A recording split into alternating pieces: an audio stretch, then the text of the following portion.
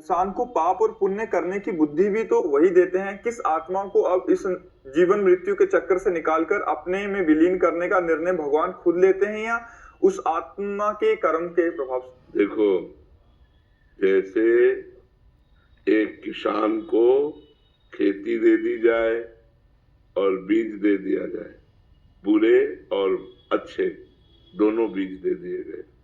अब वो किसान की मति है, बबूल बोता है या गन्ना बोता है, दाग छुहारा बोता है या वो चना बोता है, ये उसके ऊपर है। ऐसे ही भगवान ने, हम भगवान के अंश हैं, भगवत स्वरूप ही है। हम अपने को भूलकर मनुष्य देह में आ गए, मनुष्य देह को अपना मैं मान लिया। अब हमारे पास दो बीज है, पाप और पुण्य।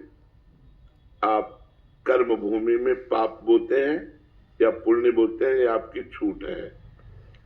भगवान ने आपको सत्संग भी सुनवाया कि पाप और पुण्य से ऊपर भगवत प्राप्ति का भी मार्ग है, आत्मबोध का भी मार्ग है।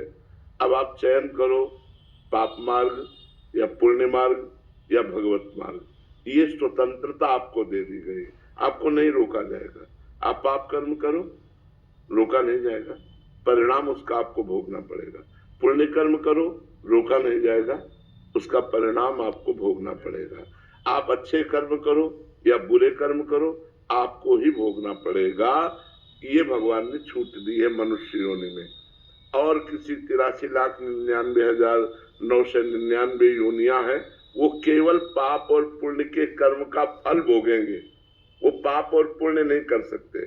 जैसे सिंह बलात् गाय को मारकर खा जाता है, अब उसको हत्या का पाप थोड़ी लगेगा, क्योंकि वही उसका आहार है। और जो गाय निश्चित हो चुकी आहार, वही उसके सामने पड़ेगी और वो उसी को मारेगा। हजारों के लक्ष्य में एक गाय के पीछे पड़ जाता है, तो उसी गाय का प्रारब्ध भोजन बना उसका, तो वो खा गया, उसको कोई पाप नहीं लगता। पाप और पुण्य मनुष्य योनि को लगता है, अन्य योनियों को नहीं। तो भगवान ने आपको पूरी छूट दी है।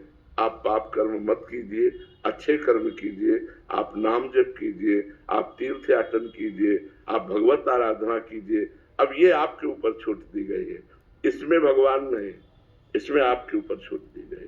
जब आप शरणागत हो जाते हैं, अपने प्राण, अपने तन, अपने मन, अपनी बुद्धि सब कुछ समर्पित कर देते हैं, तो ऐसा आपको अनुभव होने लगेगा कि हमारे जीवन की बागडोर भगवान ने पकड़ ली, अब वो चला रहे। अहंकार भगवान के जो ही शरण में गया तो अनुभव होने लगता है कि अब भगवान चला रहे हैं। देखो भगवान ने ये प्रेरणा की, देखो भगवान ने ये कर्म करवाया, उससे बुरे कर्म होने बंद हो जाते हैं, क्योंकि अहंकार में ही बुरे कर्म होते हैं। देहाभिमान में ही मैं पुरुष हूं, मैं स्त्री हूं, इसी से पाप या पुण्य कर्म बनते हैं। जब अहंकार भगवान के चरणों में समर्पित हो जाता है तो भागवत कर्म बनते हैं, पाप पुण्य कर्म नहीं, वो भागवत कर्म बनते हैं, श्री कृष्ण प्रीत्यर्थ कर्म बनते हैं, उससे वो भगवत प्राप्ति कर लेता है। तो अब ये आपको देखना है, भगवत प्राप्ति करना है या पाप पुण्य कर्म करके इसी संसार के आवागमन चक्र में फंसे रहना है। आप ये नहीं कह सकते मुझे पता नहीं था, क्योंकि आपको सत्संग सुनवा दिया, बड़े भाग पाइप सत्संग भी सुना दिया, आपको कीमत भी बता दी कि इस कर्म का ये फल है, इस कर्म का ये फल है, इसका ये फल है। अब आप देखो क्या आप लेना चाहते हैं संसार रूपी बाजार में, या इस भारत रूपी कर्म भूमि में क्या बोना चाहते हैं, ये आपके ऊपर छूट है।